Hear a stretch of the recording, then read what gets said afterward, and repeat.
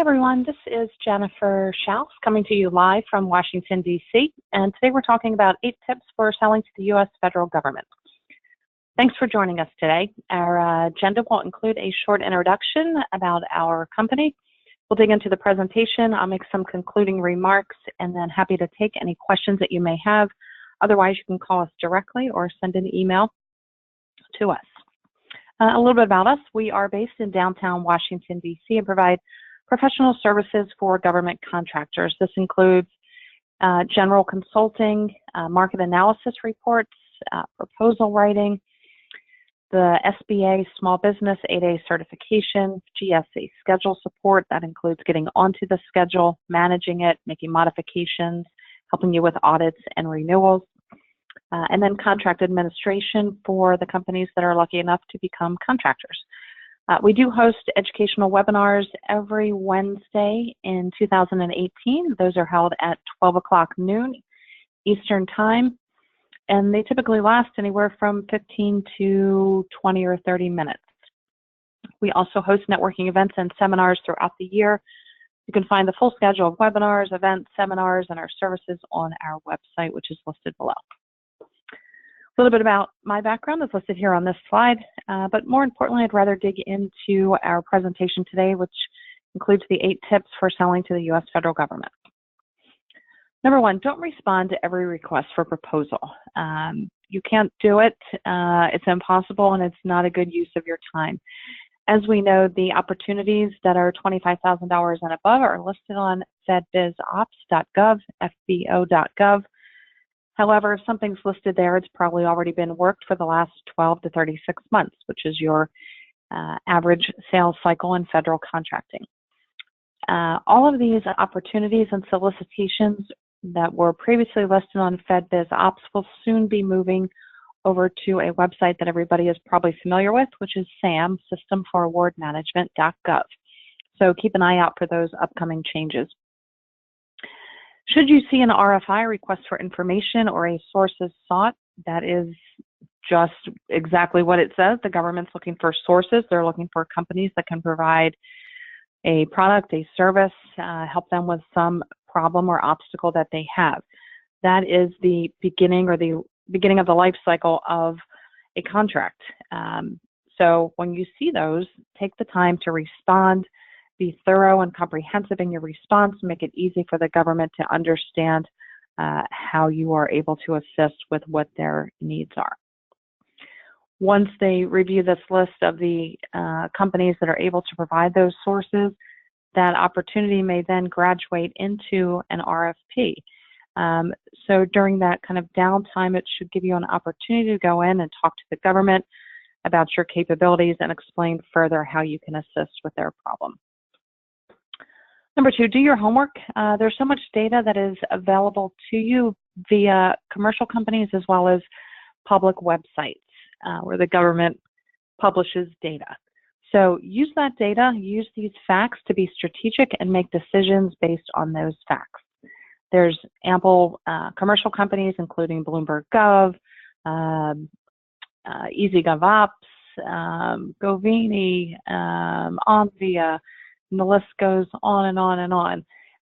So you can certainly purchase monthly subscriptions from these companies, as well as probably some customized data reports. You could also go on to any of the public sites, and I've listed probably the most, some of the popular ones here: FPDS, which is the Federal Procurement Data System, USA Spending, GSA Advantage, and more. FPDS, you can sort and search by your industry codes as well as the agencies. You can get a list of the top 100 vendors for every agency. If you're a small business, you probably want to use that top 100 list to look for potential large businesses that you could be a subcontractor to. USA Spending and the others, you can find anything from perhaps some pricing information on GSA Advantage. And there's another GSA website called calc.gsa.gov, where you can find detailed pricing on professional services. Number 3, go direct and indirect, particularly if you are a small business. So the federal government has a small business goal of awarding approximately 24% of their contracts to women-owned, veteran-owned, HUB Zone 8A, and all of the other set-asides. Large businesses that do business with the federal government must also meet a goal of 36%. So by having a two-tiered approach, you can be more effective with your business development.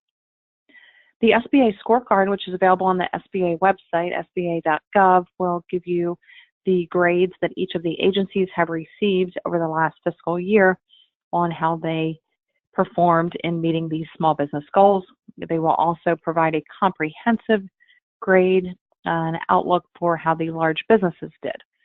So again, use that to your advantage. Maybe you pick one or two agencies that have done well and have a greater propensity to award contracts to women-owned hub zone businesses, if in fact you are a woman-owned business in a hub zone.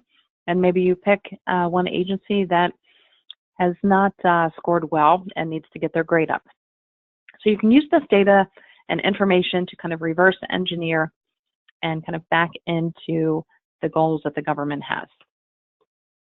Number 4, get smart. You want to know the rules, the Federal Acquisition Regulation, which is available at acquisition.gov. And this will outline what rules and procedures the government must follow when they are making purchases. When do they need to put something out for bid? When can they award a sole source contract? When can they just go ahead and use a contract vehicle or swipe their credit card to make a quick purchase? So all of those rules, when they need to use small businesses, how the competition works within the government, and those rules will all be found within the FAR. There's government contracts attorneys who can certainly help you with that process. You want to make sure you're signed up for all of the government and industry publications, and there are many, many that are out there. Newsletters through the law firms, through various industries. So if you're in the defense sector, there's associations and other organizations that will have anything from events, but also perhaps a weekly or monthly newsletter. Take advantage of those. Stay abreast of what the government obstacles are and what changes are happening within your industry. Leverage the trainings at your procurement technical assistance program. You're going to have at least one of those in every state, same as the SCORE offices, which if you're more of an entrepreneur and startup, they can help you with your business plan and getting started. The Small Business Development Center, same thing. These organizations will all offer anything from training, one-on-one counseling, workshops, webinars, folks that have been in this industry that have been successful that are there to support and assist you. Podcasts are available. TV shows, especially in the DC metropolitan area, can keep you informed about what's happening in the industry, and webinars. Don't forget to keep in mind what's happening up on the Hill as far as legislation and hearings, the subcommittees that will impact your industry. If you're a defense contractor, there's the Armed Forces Subcommittee. So keep abreast of these hearings and how the various rules that are changing will impact your business. Sometimes they will certainly add cost to your business, but sometimes they'll make it easier for you as well. Number 5, diversify, particularly if you're in the DC metropolitan area or if you are physically located in the same state as where your business is headquartered and registered versus, say, having a Delaware or Nevada or Florida LLC due to tax reasons. State of Maryland, state of Virginia, DC government, and then the counties within each of these entities, Fairfax County, Montgomery County. Some of the counties can certainly be useful when it comes to government contracting and getting some of this past performance that the government will be looking for. Another advantage is the state and local governments typically will have fiscal years that are different from the federal fiscal year, which is October 1 to September 30th. The state and local governments' fiscal year is typically a May, June, or July start date, so they will have different spending spikes in their fourth quarter versus federal spikes. When the government is dealing with continuing resolutions, sequestration, shutdowns, this can certainly impact your Cash flow. So again, by diversifying, you can kind of spread out some of that risk. Quasi-entities such as the World Bank, the United Nations, the IMF, the IFC, the Red Cross. There are some advantages to working with those entities, particularly if you have, let's say, a GSA schedule, which can be used by federal, state, and local in certain instances, and many of the quasi-entities that I listed. Where's your easy button? Is it easy for the government to understand what you do? Is it easy for them to get to you and purchase from you? Make sure that perhaps on your website you have a government-specific section or something that they can click on that would take you to your government pricing. Is it easy to understand what you do? Or are you offering something that everybody else and their brother offers as far as, let's just use the IT professional services? So make sure that you have something there that stands out, but is easy to understand. Offer perhaps a case study of how you worked with either a prime contractor or a government entity to help them solve their problems. Do you have a contract vehicle or a mechanism for the government to purchase from you? Which one should you get? We always suggest that you talk directly to your prospect and ask them, how do they purchase? What's their preferred method? Do they use a GSA schedule? Do they use simplified acquisition? Do they typically put things out for full and open competition? Again, a lot of this is going to be dictated by the FAR, but having a candid conversation with your prospect and with your customer to find out their preferred method of purchasing will help you then reverse engineer and create a strategic plan based on facts and data. Number 7, network. It's really does come down to who you know. Leverage your industry associations, incubators, which will typically be co-located with a university. Not always, but for the most part they are. Your chambers of commerce will typically have a government division. And then any of these set-asides, 8A, Hub Zone, women-owned, veteran-owned, there are many associations and organizations related to these set-asides. There's also government contracting specific associations or associations that deal with some component of government contracting. APMP focuses on the proposal writing. NCMA is the contract administration. And there's many, many more. And most of these organizations, if they do have a headquarters, and they will typically have a chapter perhaps in some of the states where government contracting is prominent. Don't forget to leverage the federal government directly. The Office of Small and Disadvantaged Business Utilization, those are the individuals within every federal government agency that are advocating for the small businesses. They will typically have an industry day, and sometimes those industry days or open houses are dedicated to a specific RFP. What exactly do you do, and what do you do well?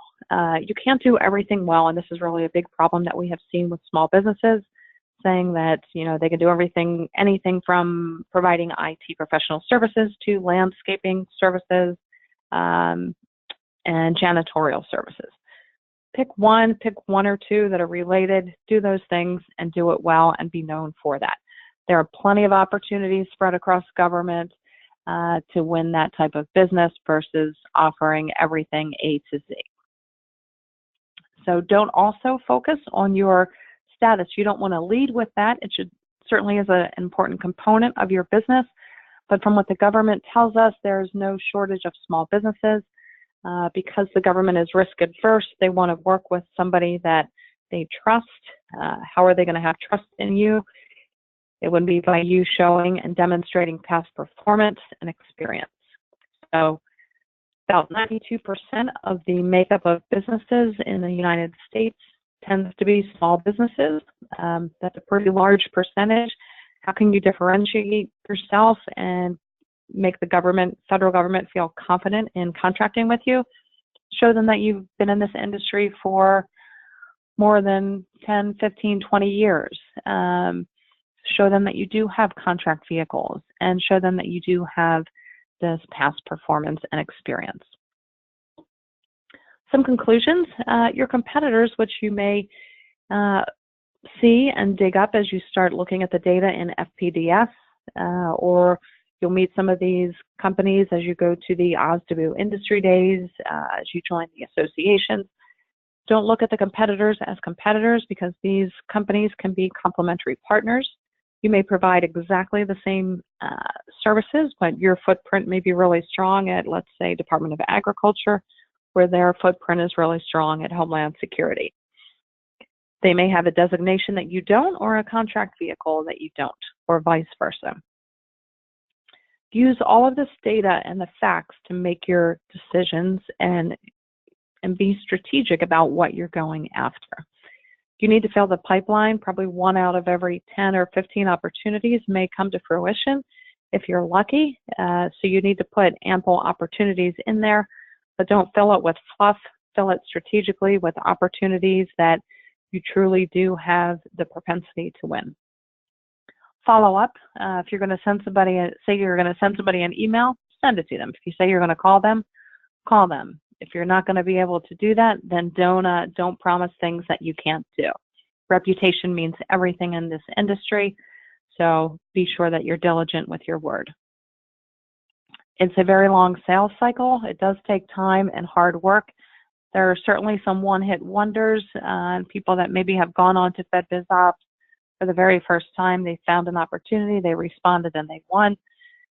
Good for them, but that is typically not how it works. So be sure that you have the time and energy and the resources, and that there is return on investment for you. So what's next? I would say take a look at the market. What exactly do you do, and how big are the opportunities for these 1 or 2 services or product areas that you focus on? What is the cost of the resources that it's going to take for you to win a contract? What is the business development cost, the proposal writing, the fees to join these associations, the contract administration software, and those resources? Your margins will be much smaller in the federal sector, but typically you'll have a pretty long or multi-year contract, but you will also need volume with smaller margins. So again, use this data, make a plan, be strategic, and attack the market. Here we've listed some websites and resources that could be helpful to you, starting with some of the very basic SAM.gov registration. FedBizOps, which we mentioned, is moving over to SAM eventually. Keep an eye out for that. You've got the FAR, which is the rules of the game. The SBA site is very helpful for anything from the certification to the dynamic small business database, where small businesses are listed there.